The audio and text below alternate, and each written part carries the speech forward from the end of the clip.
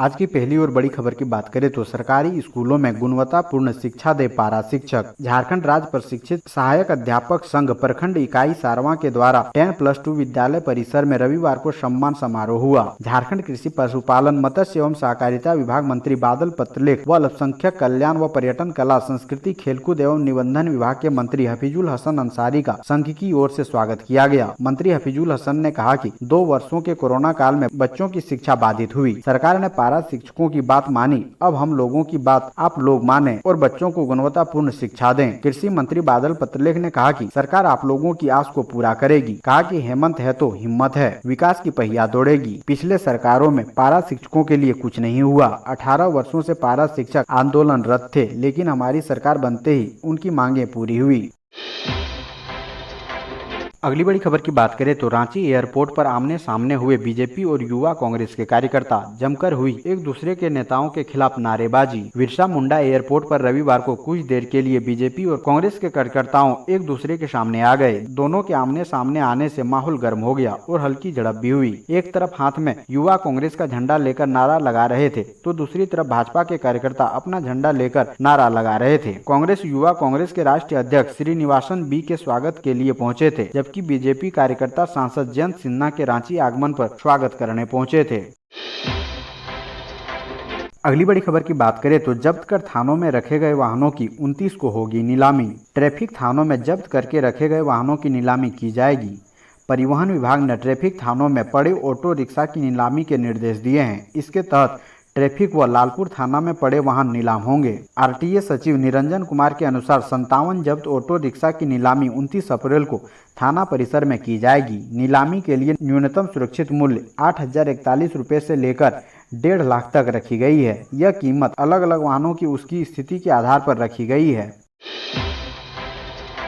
अगली बड़ी खबर की बात करें तो झाड़ फूंक के नाम पर बीमार बच्ची से निर्ममता, अगरबत्ती से जला दिए शरीर के अंग। नाबालिग का शोषण करने वाला मौलाना वाजिद गिरफ्तार। झारखंड के चतरा में एक लड़की की तबीयत बिगड़ने पर आलिम ने उसका इलाज करने के नाम पर उसको तमाम प्रताड़ना दी, उसे अगरबत्ती से जलाया। झारखंड के चतरा जिले में एक 14 साल की लड़की के भीतर से शैतानी आत्मा निकालने के बहाने एक आलिम की काली करतूत सामने आई है। आरोप है कि आलिम ने लड़की के भीतर से प्रेम आत्मा बाहर करने की बात कहकर उसे तमाम तरह से प्रताड़ित किया, उसे अगरबत्ती से जलाया और 4 दिन में उसकी हालत ऐसी कर दी कि वो अपना मानसिक संतुलन खो बैठी। बच्ची होली खेलने के बाद बीमार पड़ गई थी। ऐसे में मौलाना मोहम्मद वाहिद ने बच्चों की परिजनों को कहा कि वो अपनी झाड़ फूंक से उसे ठीक कर देगा। वाहिद ने 4 दिन लड़की को अपने घर पर रखा, वहाँ उसे सताया, उसका मानसिक शारीरिक शोषण किया, जिसके चलते लड़की अपना संतुलन खो बैठी है। बाद में माता पिता की शिकायत पर वाहिद को पुलिस ने पकड़ लिया है।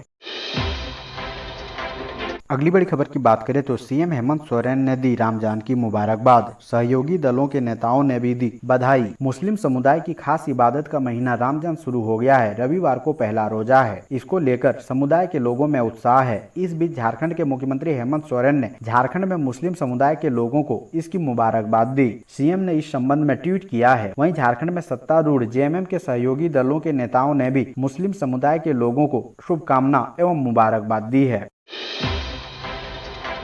महाराष्ट्र नवनिर्माण सेना सुप्रीमो राज ठाकरे के बयान पर झारखंड का सियासी पारा गर्म। जेएमएम ने कहा देशद्रोही तो बीजेपी बोली सबको बराबर अधिकार। महाराष्ट्र नवनिर्माण सेना सुप्रीमो राज ठाकरे के एक बयान ने झारखंड की राजनीति का पारा चढ़ा दिया है। राज ठाकरे ने अपने एक बयान में कहा था कि मंदिरों से लाउड स्पीकर से अजान बंद करें, नहीं तो मस्जिदों के ठीक सामने हनुमान चालीसा पाठ बजाएंगे। इसी बयान को लेकर कांग्रेस झारखंड मुक्ति मोर्चा ने जहाँ अपनी प्रेम और भाईचारे को बिगाड़ने वाला करार दिया, तो वहीं भाजपा की ओर से राज ठाकरे के बयान का अप्रत्यक्ष रूप से समर्थन किया गया। भाजपा नेता और पूर्व मंत्री अमर बाउरी ने कहा कि राज ठाकरे के बयान में कहां कोई गड़बड़ी है, सभी को अधिकार है। जब मस्जिद से अजान हो सकती है तो मंदिर से लाउड स्पीकर से हनुमान चालीसा पाठ क्यों नहीं हो सकता। वहीं जेएमएम के केंद्रीय समिति सदस्य मनोज पांडे ने इस बयान के लिए इशारों में राज ठाकरे को देशद्रोही तक कह दिया।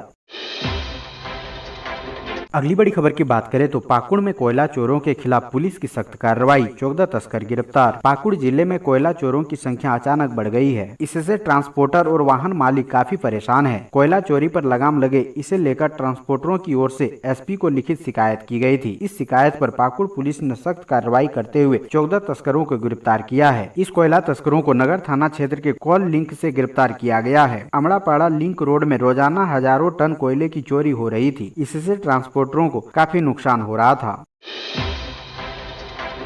अगली बड़ी खबर की बात करें तो झारखंड में पंचायत चुनाव की अधिसूचना जारी, 4 चरणों में होगा चुनाव। झारखंड में पंचायत चुनाव की घोषणा 10 अप्रैल से पहले होगी। पंचायती राज विभाग द्वारा 1-2 दिनों में पंचायत चुनाव को लेकर फाइल मुख्य सचिव के माध्यम से राज्यपाल की स्वीकृति के लिए राजभवन भेजी जाएगी। पंचायत चुनाव पर राजभवन की स्वीकृति मिलते ही इसकी घोषणा कर दी जाएगी। इसी के साथ राज्य में पंचायत चुनाव मई-जून में होना तय है। पंचायत चुनाव विभिन्न जिलों में 1 से 4 चरणों में होगी। चारों चरण का मतदान मई माह में ही पूरा होगा तथा जून माह में परिणाम जारी होगा।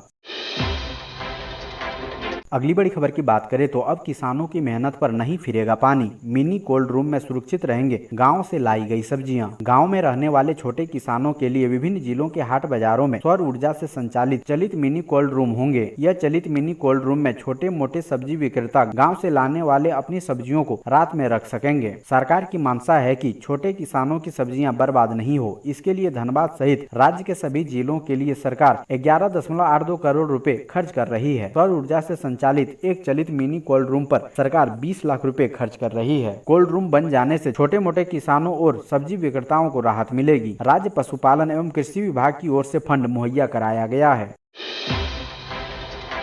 अगली बड़ी खबर की बात करें तो सरकारी स्कूलों की समय सारणी बदले जाने से शिक्षकों में नाराजगी, डीसी से उचित कार्रवाई की मांग। सरकारी विद्यालयों के संचालन को लेकर पूर्व से चली आ रही समय सारणी में 1 अप्रैल से बदलाव किए जाने के आदेश को अखिल झारखंड प्राथमिक शिक्षक संघ ने अव्यवहारिक एवं अनुचित करार दिया है। इस संबंध में संघ ने एक मांग पत्र उपायुक्त विजया माधव को सौंपा है। इसमें सरकारी स्कूलों का संचालन सुबह 7 बजे से दोपहर 1 बजे की बजाय सुबह 6:30 बजे से 11:30 बजे तक लागू करने की मांग की गई है।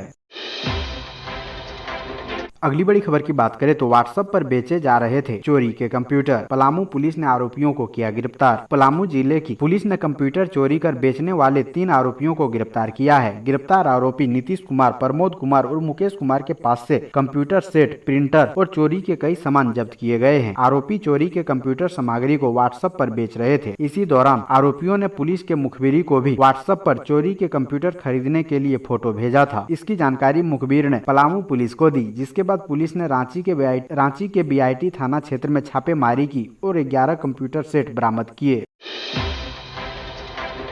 अगली बड़ी खबर की बात करें तो हेमंत सोरेन को ओपन चैलेंज, लोबिन हेम्ब्रम का शक्ति प्रदर्शन, सरकार हिलाकर रख देंगे। झारखंड में 1932 के खतियान को आधार बनाते हुए स्थानीयता नीति लागू करने और शराबबंदी की मांग कर रहे झामुमो विधायक लोबिन हेम्ब्रम के तेवर तलक होते जा रहे हैं। उनके बागी रवैये ने झामुमो की नींद हराम कर दी है। हेमंत सोरेन की सरकार को असहज कर दिया है। लोबिन हेम्ब्रम हाथ में झामुमो अध्यक्ष की तस्वीर लेकर झारखंड के गांव में घूम रहे हैं, रैली कर रहे हैं और लोगों को अपनी मांगों पर गोलबंद कर रहे हैं। उधर झामुमो के दिग्गज नेता स्टीफन मरांडी को सफाई देनी पड़ रही है कि दिसोम गुरु शिबू सोरेन ने लोबिन हेम्ब्रम को ऐसी कोई गतिविधि चलाने की इजाजत नहीं दी है। अपने ही नेताओं के बयानबाजी के कारण झामुमो कार्यकर्ता असमंजस में है। वह समझ नहीं पा रहे हैं कि स्टीफन मरांडी सच बोल रहे हैं या विधायक लोबिन हेम्ब्रम, क्योंकि दोनों ही पार्टी के पुराने नेता है।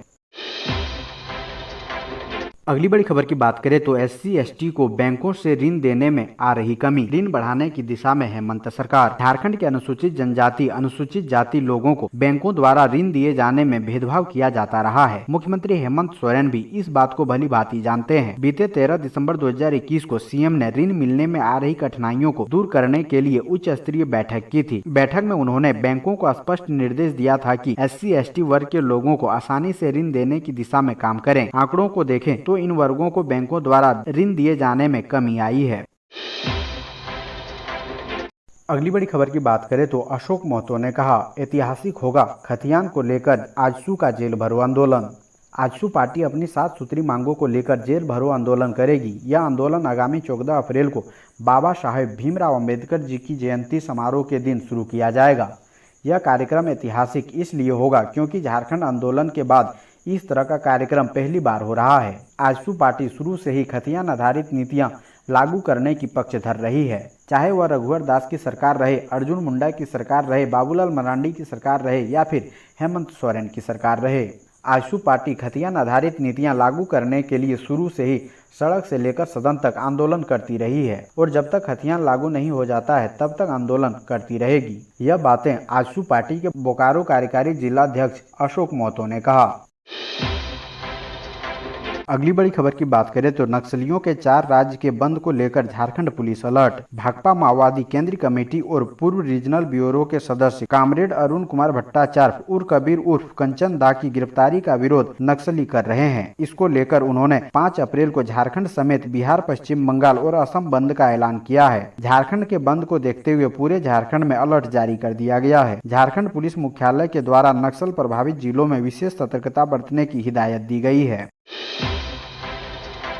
अगली बड़ी खबर की बात करें तो रोज 1 किलोमीटर दूर से लाते हैं गंदा पानी, छानकर उसे ही पीने को मजबूर ग्रामीण। जामताड़ा के नारायणपुर प्रखंड के बोरवा पंचायत में है बोरवा गांव। यह डुभन घट्टू आदिवासी बहुल टोला है। इस गांव के नीचे टोला में पानी की जबरदस्त किल्लत है। इस टोले में निवास करने वाले कुल 17 आदिवासी परिवारों के लगभग 150 सदस्यों को पेयजल के लिए काफी परेशानियों का सामना करना पड़ता है। यहाँ रहने वाले लोगों को गड्ढे का पानी पीना पड़ता है। गाँव के इस टोले में न तो चापाकल है और न ही कुआं। ग्रामीण क्षेत्र में हर परिवार को स्वच्छ पेयजल मुहैया कराने की सरकार की योजना यहाँ फेल होती नजर आ रही है। चापाकल या कुआं नहीं रहने से लोगों को गंदा पानी पीना पड़ता है, जिससे बीमार पड़ने की भी संभावना बनी रहती है। इतना ही नहीं, बरसात के दिनों में जब गड्ढा पूरी तरह गंदे पानी से भर जाता है तब भी मजबूरी में गाँव के लोगों के पास कोई अन्य साधन नहीं रहने के कारण गंदे पानी को कपड़े में छानकर पीने के लिए इस्तेमाल करते हैं।